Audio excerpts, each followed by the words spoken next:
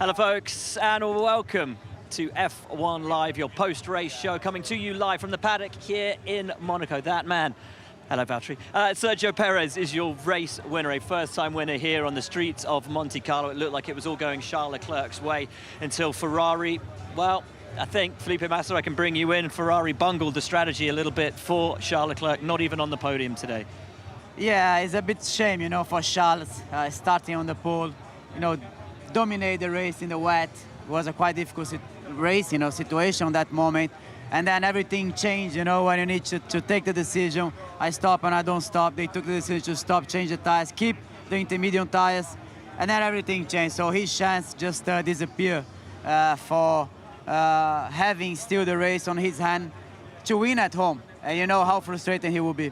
Don't forget, folks, you can get in touch with us. Use the hashtag F1 Live. Any questions that you've got, we will do our best to answer them. But let's bring in Mr. Consistency, George Russell. Hello. A top 5 finish again, and a great drive, a great race. Well done. Thank you. Yeah, it was very tricky. Obviously, with delays to start with, never makes it easy to keep that concentration and then transition into slicks. But I think we showed some really strong pace on the hard. I think we were the fastest on track for a number of laps before the second red flag, and then that last stint was very difficult in the medium. I think with the dampness, the tyre started to grain, and we saw with Checo that I'm just seeing the incident here of Mick. Wow, seeing it go from nowhere. But no, not an easy race, and hot, tricky, bumpy. So glad for it to come to a close. TV director missed a nice little move that you put on Lando, you were telling us. Yeah, I mean, it felt nice from within the car, so I need to watch it back on the onboard to see if it looked as nice on in reality. He came out of pits just ahead of me, and I managed to sort of switch him and overtake up the hill into turn 2. So, George, I have a really question for you. I know the race was difficult in the rain, changing the tires, having the right moment, to understand the track for the right tires is quite tricky. He did a good race as well, Fernando. Yeah, and my question is, you understand what you're doing. You understand that, you come to Mercedes, you don't have still the winning car. I'm sorry for you, but you understand what you're doing. You have that in mind, that you are doing an amazing job, next to Lewis. You understand that already, or not? I don't know, whenever I drive, I'm just sort of focused on myself and just trying to do the best job possible. And I've got such a good relationship with all of the engineers, and my group around me are really motivated to try and win, and us as a whole team are working so hard to come back through. And yeah, I'm enjoying it. I'm enjoying just driving, racing, putting in a job. Seeing again, wow, Valtteri or Zoo. That was, yeah, wow, okay. But no, I'm just enjoying the race by race. Obviously, I would love to be up there with Charles and Max and the other guys, but maybe soon. You were good in the straight line speed in Barcelona. Excited for Baku? Yeah, I think Baku will probably bring out a bit more in our car than this weekend has shown, but we still need to find more performance. I think realistically we're still 3 or 4 attempts behind the race winners, but I've got faith in the team that they can find that performance. But we're under no illusion that Red Bull and Ferrari will continue to improve, so it's not going to be easy, but let's see in a couple of races' time. Thanks for coming on, man. Great drive. Cheers. Again, well done. Felipe, let's roll this thing all the way back to the start, because, of course, this race didn't really get underway for an hour because the rain started to fall when we were on the grid. 2 formation laps, more rain fell. Was it the right decision, ultimately, to not start the race when it should have started? At the beginning, I thought no. I said, why they don't do the start? It was not raining massively. Wasn't so bad, right? But then it starts raining really, really in an aggressive way. I think they did right after. At the beginning, maybe they could even try to start, but at the end, it was fine. The safety is important, especially in this track, and they need to be a little bit more clever, to take the right decision in Monaco compared to other tracks as well. So, as I said, at the beginning, maybe not, but then after, I think it was okay. Because a lot of people will look at Formula One and look at sort of a situation like that with race control and say, well, what's the point in wet tyres? What's the point in having those wet tyres if you can't go out on the track and you can't race with those wet tyres? Yeah, what's the point? It's true. The point is that they were just understanding how wet was the track, and they were just understanding, okay, let's wait. And then we just put the rules that everybody needs to stop on the stream tires, So that's actually what they did. And as I said, I mean, at the beginning, the track was okay to race. You know, it was not raining massively, but they were a little bit too careful, in my opinion. Then, of course, the race plays out. Charles is leading from Carlos, and then the two Red Bulls. Obviously, we saw what happened with the pit strategy for Charles. Desperately unlucky for him. Should they have pitted immediately after Sergio? Because Sergio was the first one to pit. By leaving Charles out as long as they did they minimize their options? I think maybe the right idea for the strategy, in my view, is that they should not pit. They should stay out and waiting for the slick tires, because the track was drying quickly. So even if Checo took the risk, they should, you know, take the risk with one of the drivers. They took with Checo, and I think maybe they lost a little bit the concentration. You know, just keep focus. Let's wait. Keep the wet tires, extreme tires until the end, and then take the risk for the drive.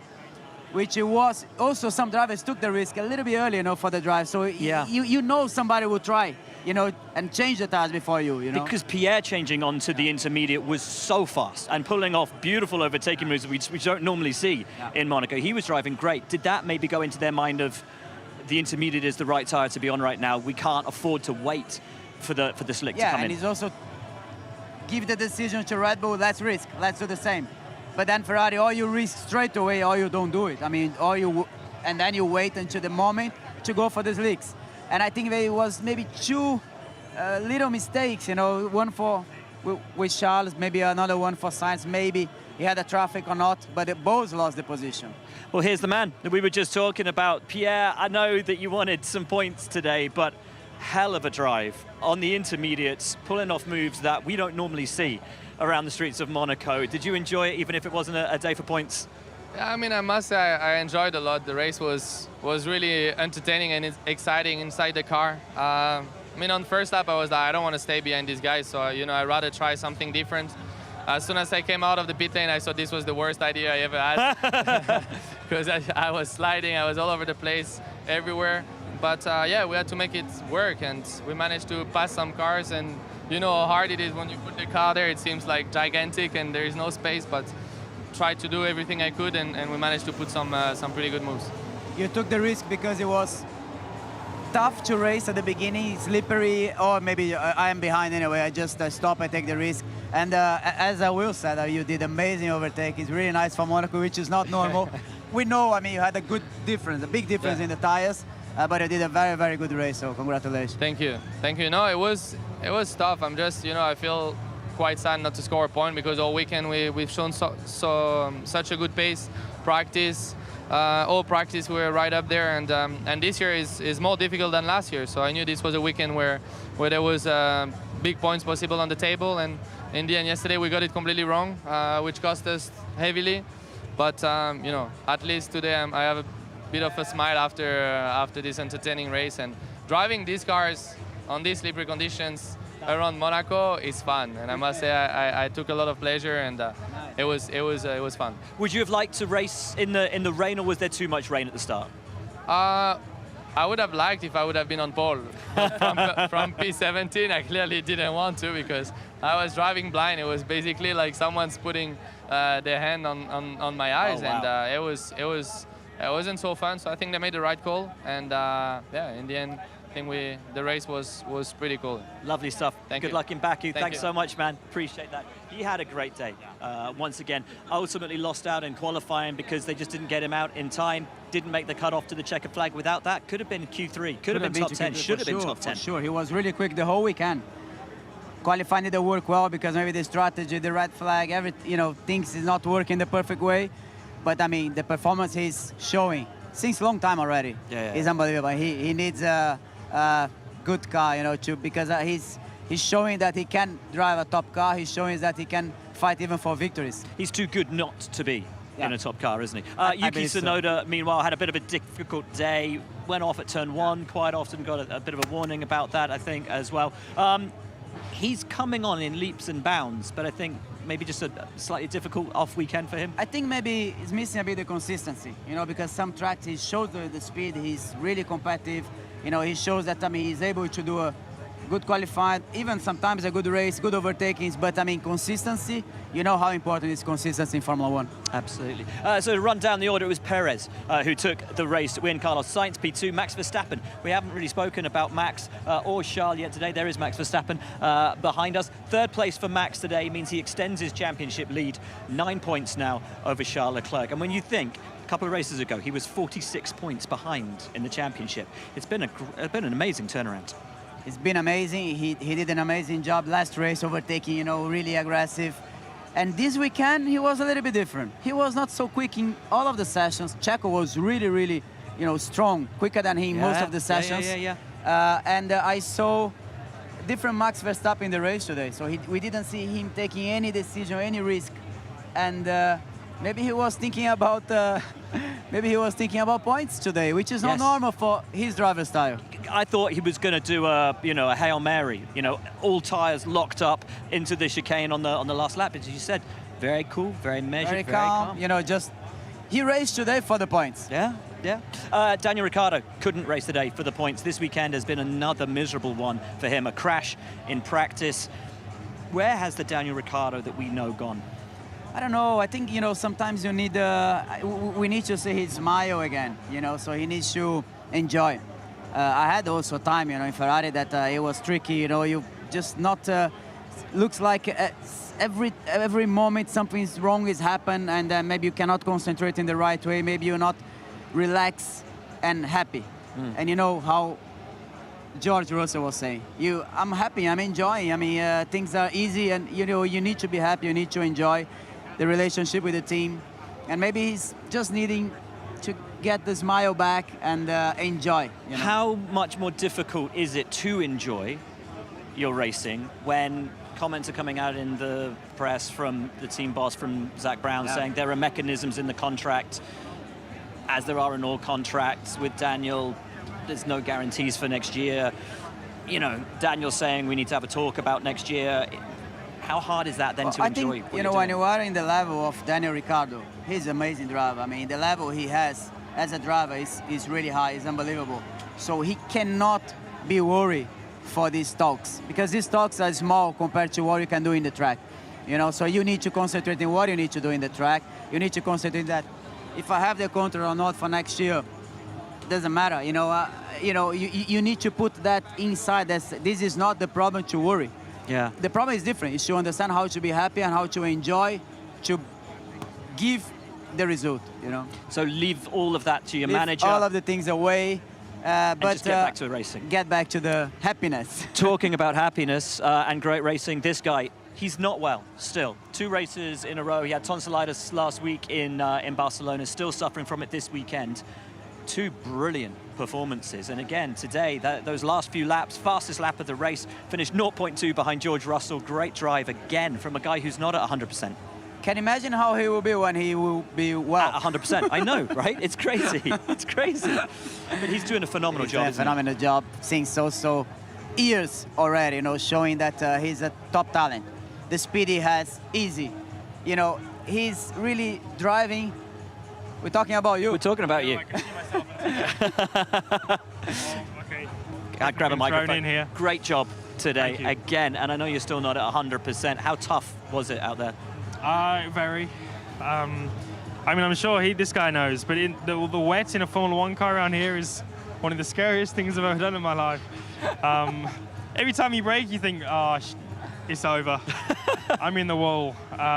But then the car, manages to stop, and you manage to make the corner. So it's so tough, because you also want to try and go forward. You know that other people are probably thinking the same thing, so you got to make the most of your opportunities. But at the same time, tough race. But when it goes drier, you have more confidence in the car and so on, and you can push on, and that's when things started to feel a bit better. You're just clenching, are you? Like when it's that every wet? time you brake, you're clenching, and if you make it through to the other side of the corner, you're very happy with yourself. You were so fast today, particularly on those final laps. Obviously, you got the fastest lap, 0.2 off George. And I know you had a little moment coming out the pits as well. I'm on slick tires out the box, so if anyone thought I did something dodgy, then it's... No, not at all. Just George was just like, I put the move on him. Yeah, they did a good job. Fair play to them. They chose that 1 lap earlier, which is never an easy thing to do in these conditions.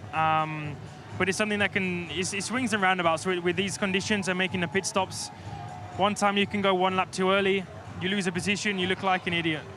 Next time you go one lap too late, you lose a position, you look like an idiot, and you do, well, the third time you just get it right and you look like a hero. And today that's what they look like. So nothing we did wrong. I don't think we made the wrong decision.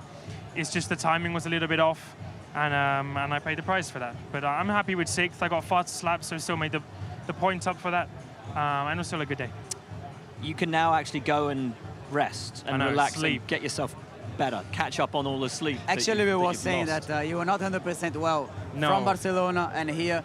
I don't know how you're gonna be when you're 100% well, because you're doing an I'm gonna amazing be job, even like that, man. No, I think I would have loved to have go back yesterday and do qualifying again, feeling 100%, because that's where I feel like just some small mistakes. You know, a little wheel spin here, it costs half a tenth, but when you have 2 or 3 on a lap, and I feel like I can put the blame on still just not feeling good because I've had a lot of lack of sleep. And in Formula One, everything has got to be perfect, and you know, almost starting with the driver. And I know I'm far away from where I should have been this weekend, so no complaints. I'm not putting it all. I wouldn't have won the race, but maybe could have been 1 or 2 positions higher in the end, and I would have loved that. So we'll see you in Baku. Beautiful drive. Well done. Thanks for Thank coming you. on the show, Thanks, guys. guys. Thank you. Appreciate it. As he said, he's going to be unbelievable, isn't he? When he is It's at gonna be 100%. unbelievable. Crazy, crazy. So Lando came home P6. We said, let's have a little word for your former teammate. Where is he? Fernando Alonso today. Because he had an interesting race, particularly in that last part of the race. When he dropped pace, he was a good few seconds a lap slower than everybody else, seemingly backing Lewis into the group. And then he just turned it on and dropped them.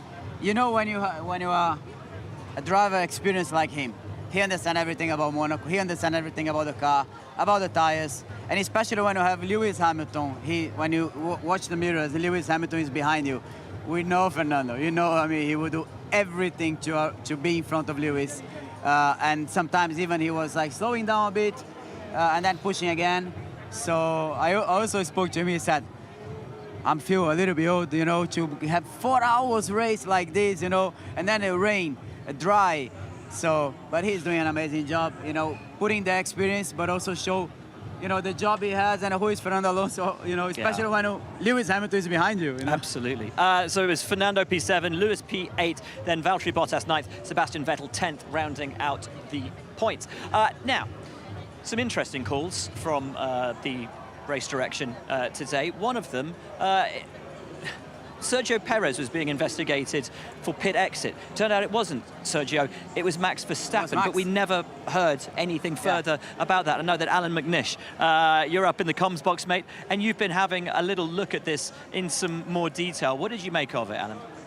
Yeah, we actually looked at it on live in the race itself, and it was clear that it wasn't Sergio Perez, even although it always came up on the monitor as it was Sergio, and it wasn't reversed. But Max Verstappen coming out the pit lane drifted across, and it's quite clear what the regulations are, that you have got a yellow line that separates the racing track, and especially here at Monaco, because you cut through the right-hander of Sainte Devote. So you watch the left-hand tyre crossing the yellow line now as he just drifts across the circuit. And that white line at the nose of the car, that is actually the line where effectively you can do what you want. Up until that, you're meant to keep your tyres inside to the right-hand side of this yellow line. Now, clearly we're on board with Max. That wasn't Sergio Perez, so there was one mistake there.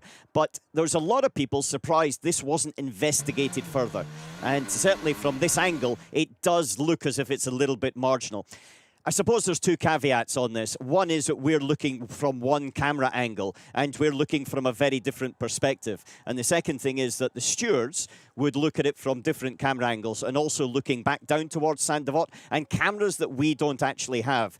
But clearly there is that point. It's the T, where you've got the safety car line, and you've got the pit exit line, and you have to keep to the right-hand side of it. A lot of people very, very surprised that this wasn't a penalty for Max Verstappen. However, we've got to believe that it was correctly looked into. Now, another point. We're talking about Sergio Perez winning this race. We heard just before the podium that Carlos Sainz, who had a stunning race himself, said that on the outlap he was held up because he was one of the few, in fact the driver, to say, no, I want to stay on the wet and go straight to slicks. And here he is coming out of the pit lane. He turns right, Sandevot, and then he's accelerating up. He's on these hard tyres, and this is the Williams to the left-hand side that he said blocked him. And just that point of then holding behind the Williams through the next corner at Massenet and Casino, he said was enough just to allow Sergio Perez to brake and get away. Now, it's importantly, he was on that hard tyre, and that hard tyre is slow to heat up, so he really needed to attack on this outlap. That's the difference between winning and finishing second at Monaco. However, I've got to say, both of those drivers did superbly well, Will, and I'm sure you've got a lot more comments to tell us from the pit lane. Thanks so much, mate. That's a fascinating point. And Jolyon Palmer has joined Felipe and I. So as Alan was saying, the fine margin between a win and a second place here for Carlos Sainz was just getting caught behind that Williams for a couple of corners, and ultimately that was what did it for him. It was unlucky, I think, really. I actually thought Carlos did a really amazing job today. The strategy he called from the cockpit, we heard so much of it over the radio, and he said the Ferrari really wanted to pit him. They really wanted to pit him onto the Inters, and they were quite persuasive, and he just said, no, it's not going to be the one, I want to stay out. And it was the right decision, and that's why he ended up ahead of Charles. And then the second stop for the slick tyres, I can understand it as well, because normally when the slicks are working, they're the quicker tyre to be on. But I guess they didn't take into account the traffic, and the traffic's going very slowly compared to the race leaders. So they did a good job today, didn't he, Carlos? He did a very good job. Unlucky moment for him, and not a very unlucky moment for Charles. So for sure, Ferrari garage. I mean, I was also there, just in the second part of the race, and the face of the people, it was not really nice, because I mean, one driver, okay, he didn't have the right strategy, and the other one unlucky because he took a slow car in the in lap. That's a little bit hard for Ferrari team today here in Monaco. Well, it could have been a first victory for Carlos Sainz. It wasn't, but it was a podium here in Monaco again for Carlos Sainz. Rosanna Tennant has just caught up with him. Well, Carlos, just tell me how intense today was from a racing driver's point of view. Yeah, probably in terms of concentration and focus, one of the most intense races that you can have as a racing driver. No, wet Monaco, dry line, with these cars that are quite heavy, crazy to drive around here. It was proper intense. And I'm imagining the win was there for you today, and it was just one of those unlucky choices. Not choices. I think we did all the right choices. It's unlucky with an outlap that was compromised by a lap car in front of me that was super slow and cost me those last 2 seconds of race time that allowed Checo to overcut me. Without this, we could have won today. Bad luck, but well done as well. Good to hear from Carlos Sainz. Now, we spoke a little bit about Fernando Alonso. His teammate Esteban Ocon was looking good for points today. 5-second penalty, though, and drops him down to P12 at the flag. Yeah, there was, I think, maybe a couple of moments, but we saw one of them where Lewis went for the inside at Sandevot and Ocon turned in. And I think he should have left him a bit of space. Overtaking anyway here is so difficult. When someone's getting alongside you, I think it's only fair that you then leave the space, and he didn't. He turned in, took the apex curve, in fact. You can't be turning in for the apex curve when there's a car on your inside. So I think that one was quite a fair penalty. And on the run down to Mirabeau as well, it got very close between the two of them. Lewis obviously picking up damage as well. Is there a little lack of respect there in terms of the racing room you need at Monaco? Yeah, I think, you are in Monaco, you don't want to lose the space, because you are in the front, but you are much slower than the car behind.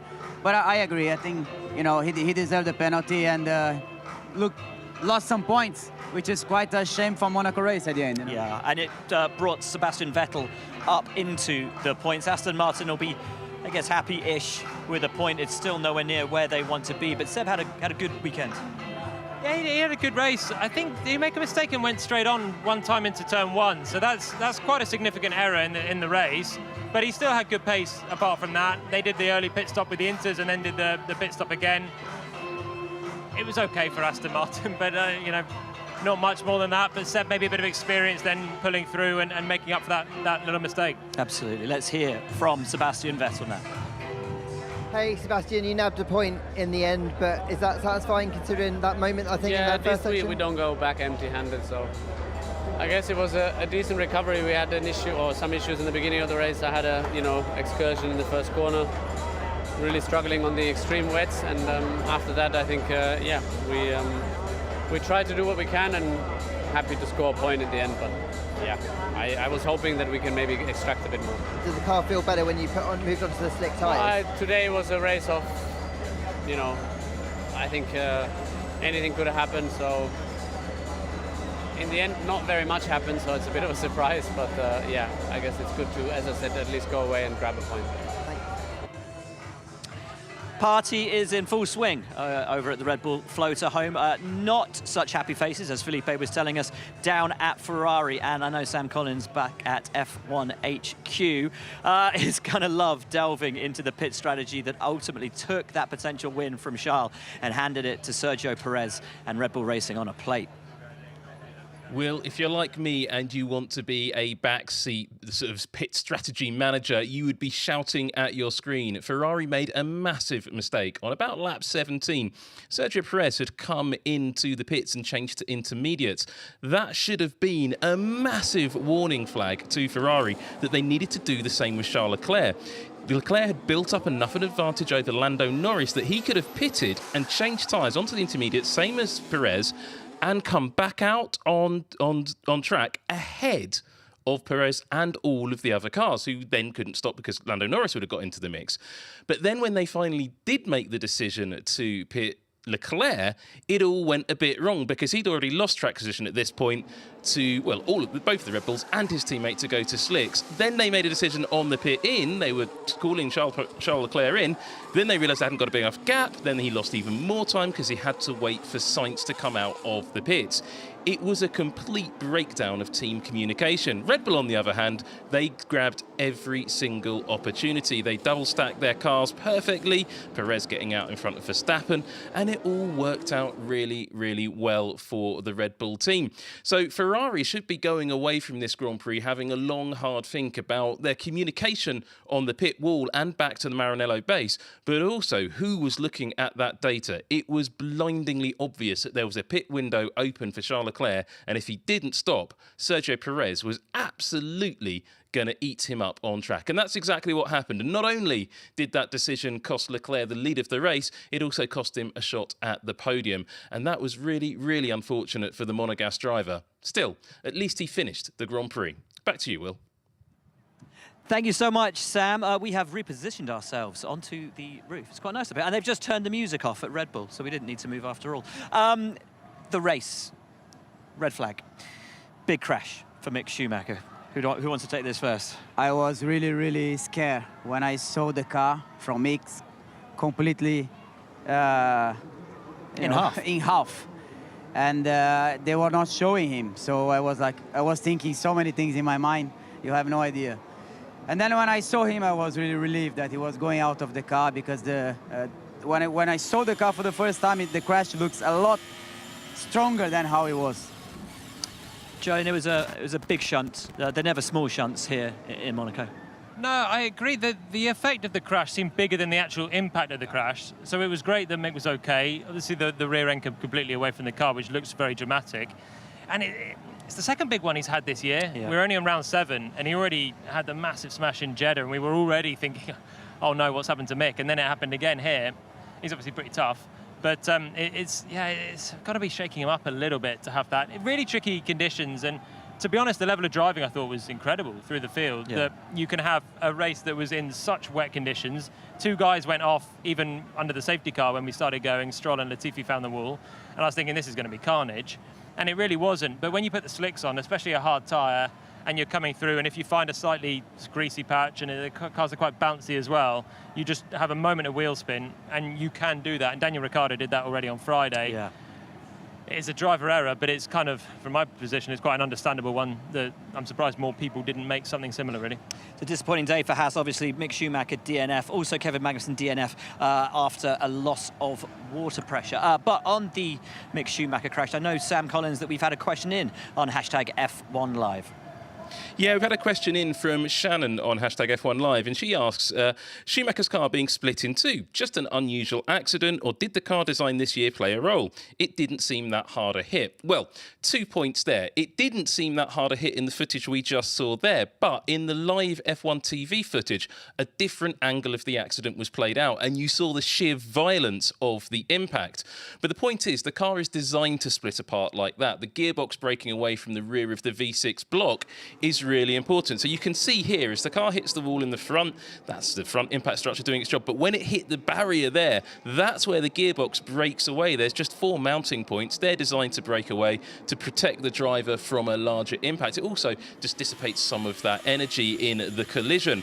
But Formula One has really increased the safety standards of the cars for 2022. And that comes as a direct result of the accident suffered by another Haas driver, Romain Grosjean, who's a little bit otherwise occupied at the moment in Indianapolis. He had that big accident in Bahrain a couple of years back. The car split in half again. Well, Formula One looked at the wreckage of that car and decided to increase the safety standards of this year's cars with 48% improved frontal impact, 15% improved rear, reinforced sides, and just overall a safer car. And that's why the 2022 cars are slightly heavier, but also a lot safer than they were in previous seasons, Will. Thanks very much, mate. Right, guys, Charles Leclerc. Where do we start? Because it's 2 races on the bounce now that he's been leading with ease. A DNF last time out in Barcelona and just absolute heartbreak today. Well, I think every race you start first and you finish fourth is tough. But in your home Grand Prix, in the race that you are leading most of the session, you start on pole position. You feel that, I mean, I know how to win. I know what I need to do in the race, dominating the rain. And then mistake, you know, for the strategy is really, really painful. And especially for Charles, I can understand his frustration after the race in Barcelona. Also, throwing away 25 points.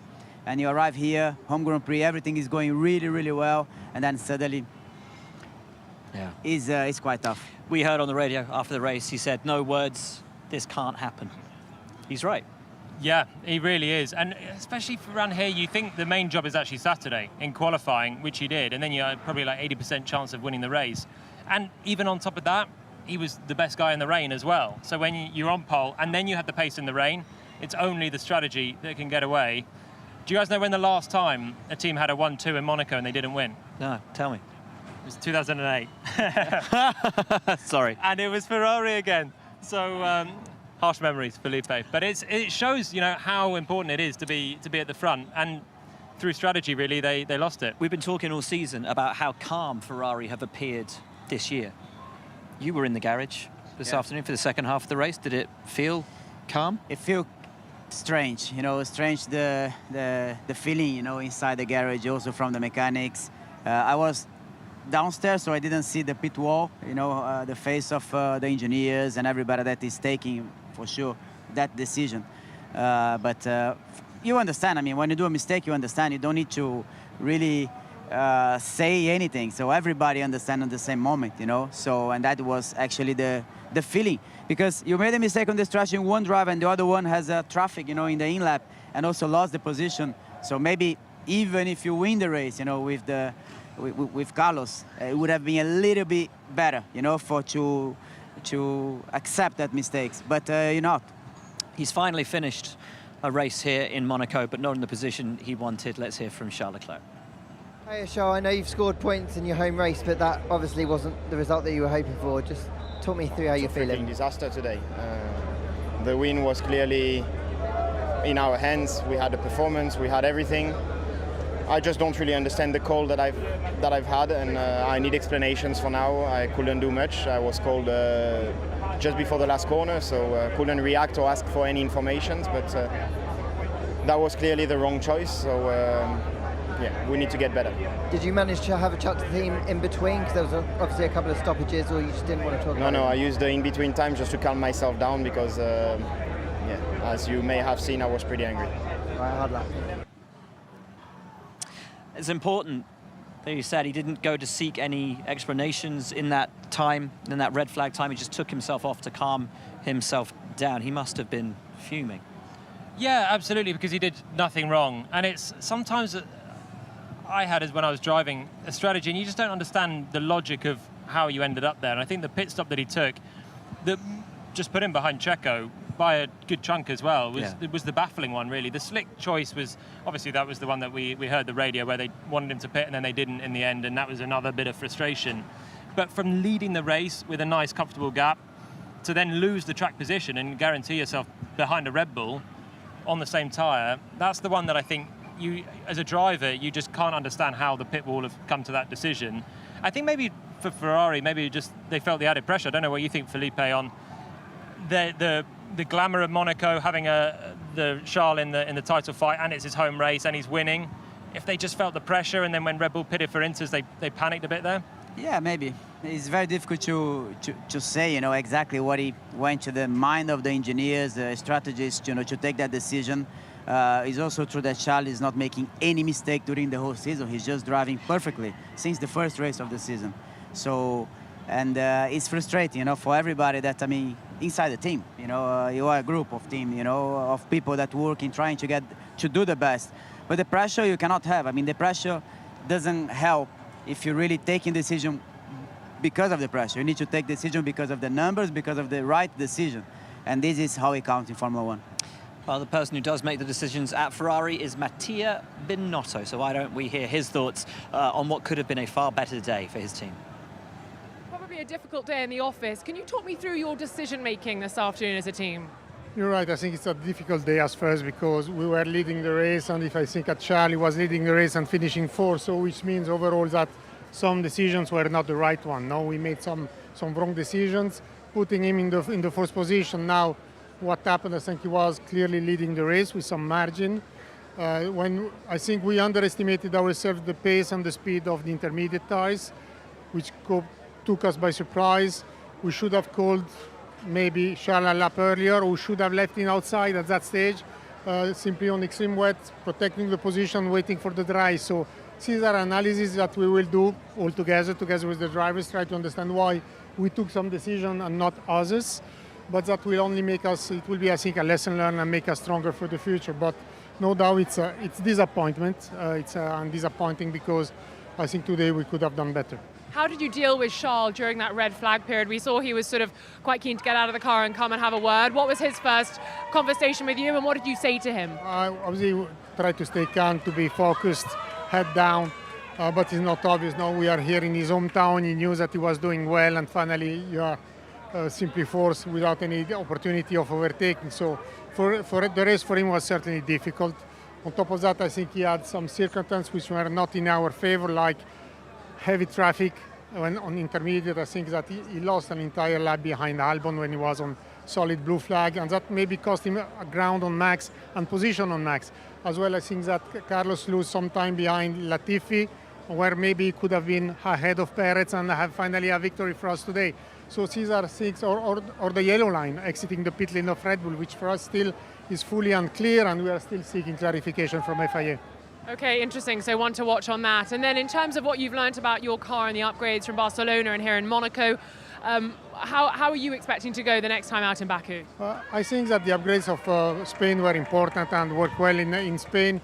Here in Monaco, it's always a bit more difficult and different, so it's difficult to judge a package here in Monaco because it's a track which is very bumpy, working, so the balance, the ride, it's different type of setups that you are using. So for the package, I think we need now to wait for Baku to have a better understanding of how the car is performing on tracks which are certainly different to the one of Monaco. How do you begin your internal briefing, your reflection to the team tomorrow morning? I'm sure you'll be in touch with everybody to explain how you want the team to go forward. I think as first, no blame. I think it's something went wrong and we need to understand and to learn. I think the team is really united. We'll keep united together with the drivers. We'll go through all the process and understanding the reasons of our calls and understanding how to do better in the future. Bad luck today, but also congratulations on a P2. Mustn't forget that. Yeah, at least a P2. Thanks. Thank you. Interesting to hear from Mattia there that Charles was held up for a lap by Albon. We've obviously seen Latifi holding up Sainz as well. Mattia saying he needs to go and speak to the FIA about why they weren't moved out of the way, blue flags, whatever. More sort of questionable antics in race direction today. With the red flag initially, or Yeah, I mean, it seemed like a day when, if it's not too much to say, some of the decisions seemed a bit questionable. I think that it was a really long red flag to start the race, and obviously the race couldn't have got going initially. I mean, it was so wet, it would have been chaos. No way you could drive on it. Then it was a long time, and actually it was another one where you wait, and then actually the intermediate is by far the quickest tyre, which Pierre Gasly pitted straight for. So maybe we could have got the race underway slightly sooner. The rest of it. It was interesting. I know the red flag took quite a while to come out after Mick's crash, when they immediately threw a red for Tsunoda's tyre. Well, the one yesterday was a bad red flag, wasn't it? I don't know why that one came out for Yuki in Q1 when there was nothing to see. So I think that was an error, and it cost actually Gasly as well in that case quite badly. The red flag for Mick's crash, I guess, was because they didn't expect they first of all cleared the car, and then they found that the barrier needed to be repaired. So I think that's a bit more understandable. It's just one of those ones as well with the blue flags and all that part of it. Drivers get stuck behind blue flags, but especially when it's wet and drying, it's so hard to pass them because you can't move offline. No one wants to move offline to try and do it. So you've got to do it in a really safe place, and you can lose a lot of time with it. Tricky day out there for the drivers. We loved watching it. You guys have been in these conditions, obviously. Some great saves. Talk us through your reaction to these. This one from Carlos was... That was really hard. I mean, he almost lost the car in the middle of the straight, just going a little bit in the wet, and almost spin on the straight. Even, I mean, after some crashes that he had this year, it would have been not nice, to crash in Monaco like that. Even that one was a pretty interesting one on the braking. That one was unbelievable. How did he save that? The Carlos one was for the lead as well. That was a move for the lead he was trying to pull off. This one was a move. I love that Joe gave it a good try here, but he couldn't have done any more, could he? Hit the brakes and then needed his new underwear. That was close. That was in straight away for Gasly when he went on the inters, and he was rapid, and he had clear air, and he was pushing, and he could have straight away dumped it in the wall and been out. And then Carlos had that other one really late on as well when he was chasing Checo for the win coming out of Casino. How did those guys keep it out of the barriers? Yeah, it shows, I mean, Monaco in the wet is really tricky track, really low grip. But also, you need to push. I mean, you need to understand the grip, and sometimes you just pass over it. And it's tough. To drive here in the wet is really tough. Now, one guy who is going to be very happy today, aside from Sergio Perez, is his team boss. Christian Horner, and Rosanna has tracked him down. Christian, congratulations.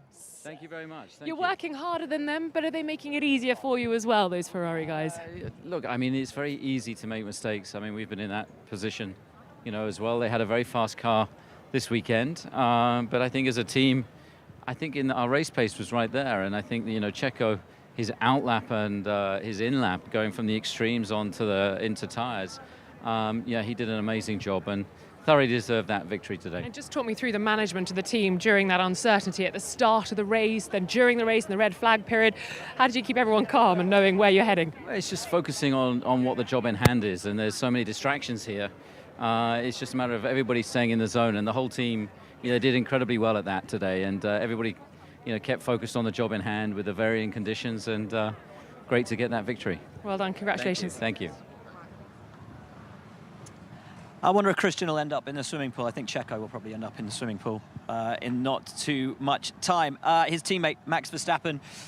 Felipe, we spoke about it a little earlier. The first weekend, really, where he's been off it. The first weekend that we saw a different Max Verstappen in the race, just concentrating the points instead of risk anything, instead of being the aggressive driver that he is most of the time. But actually this weekend he was not so competitive compared to Checo most of the sessions. And I think maybe he had a little different mind in the race that, I mean, let's put the points in the pocket. Which is not normal for Max, I would say. No, I agree. Two things. It was the pace to Checo that's not normal. I can't remember the last time he's just been outpaced by a teammate the whole way through the weekend, really. And then he was conservative, wasn't he, in the race? But I think there's two things. One, you're fighting for the championship, so you can't afford a crash, especially with a Ferrari driver that's not maybe fighting for the championship. It would be a really big play. And two, there wasn't the race win for him. So I think if you're second place going for the win, you're going to give it everything. And Carlos was pushing so hard to try and take the lead.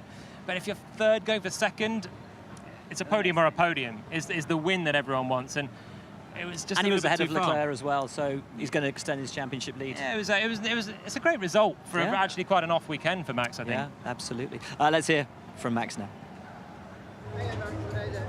You always go out to want to win, but is rescuing the podium something to take away from the Monaco Grand Prix weekend? Yeah, I mean, you always have to look at what's possible, right? And especially after yesterday, where you get compromised in your final run with the red flag. That's how it goes. That's Monaco. These things can happen. But I think today, as a team, we did a really good job in terms of executing that strategy and basically, of course, guide Checo to the win and get myself on the podium. So yeah, I'm pleased with that. And if you would have told me yesterday that I would finish in front of Charles, I would have told you you were crazy. So. And it must be positive that, I know it's a long championship, but you've extended the lead, the team are scoring big points with Checo as well. That's a positive at this point in the year, yeah, isn't it? and especially also where it looks like we don't have the fastest car at the moment and we're still maximizing the results. So, yeah, that was an incredible team effort. Okay, so thank you. So Max, backing up exactly what you guys said, if you'd have told me yesterday after qualifying that I'd finish this race ahead of Charles, I'd have taken it. Done. Absolutely crazy. But it's Checo. It's his teammate who's the race winner this weekend. He was the faster of the two Red Bull drivers, the only driver other than Charles Leclerc to top a session this weekend. And after Barcelona, where he left feeling aggrieved, he will leave this weekend on cloud 9. He was brilliant. Yeah, really great weekend from him. From start to finish, he looked really strong. And it's such a well-timed win for him as well. After last week and the team orders, so then he would have had quite an uncomfortable chat, I think, with the Red Bull management to sort of try and say that he's still on level terms with Max, even though we probably can all say that he's the number 2 there. So to come back here, there was no chance of team orders because there was a Ferrari just behind him. It's the perfect response for him. It will get him back in good spirits. He's not far away from the lead of the championship. 15 points off. He's driving great. Yeah. He's driving really great. So Checo this year is so much better than last year. He obviously is finding the car nicer to drive. And yeah, he's on a real roll. 15 points off the championship lead, 6 points behind Charles Leclerc in the championship. He's close. there. Very close, he's there. And today, it was definitely one of the most incredible days of his career. Because, he won at Monaco. He deserved that victory. He's not like, he was lucky. No, he deserved that victory. Maybe, the right guy to win today was Charles. But they made a mistake. So he really was the second one that deserved that victory because he was pushing really the whole weekend in the good way, driving well. And for me, he's also the man of the race. And he will celebrate a lot in the party that it will happen just over there soon. Well, before he celebrates, he's got to talk to us. And Rosanna has tracked him down. Well, Checo, congratulations. Did you think that was on the cards today when you woke up? Yeah, when we saw the rain there coming, we knew that it was so important to make sure we deliver the race. We deliver a race with no mistakes, and that was critical today. For us to, as a team, as a group, to deliver the result we did. It was just extremely special. Do you feel Ferrari also made it slightly easier for you guys today? I wouldn't say that. In these races, it can go wrong very easily. Well done. Enjoy the celebrations. A very, very happy Sergio Perez. Well, the race took a while to get going, but when it did get going, it was a pretty decent Monaco Grand Prix. Pretty decent Monaco Grand Prix. Amazing weather until the race just start. Before the race start, I think I never saw so many boats in my life. All the race that I did here in Monaco, so many people, and I think that's really nice after this COVID situation. It's really great to see a race like that, people really enjoying, and Monaco is always special. And another twist in the championship tale. Yeah, another one. And just a lovely fight where you have 4 drivers all gunning for it at the end. And I love any Monaco race. Overtaking's hard, but any one where the race leader is sort of panicking a little bit at the end because they think they're going to be overtaken, and Checo was defending and really working for it. It's a good Monaco race. I think I really enjoyed it. Well, that's almost time for us to say goodbye, but we're actually not just saying goodbye to you, we're saying also goodbye to Natalie, who you don't know. She's just giving me the evil eyes now. Natalie has been the glue that binds this team together. She's going off to work in football. Traitor. But we love you. Thank you so much for everything. We're really, really going to miss you. Yeah, nothing's going to work now. because you're going. Folks, thank you so much for tuning in. It's been a real joy from Felipe, Jolyon, and myself, and Rosanna down there, and Sam, of course, and Alan McNish, and Ben Edwards, and the whole team. Thanks so much for watching, and we'll see you in Baku.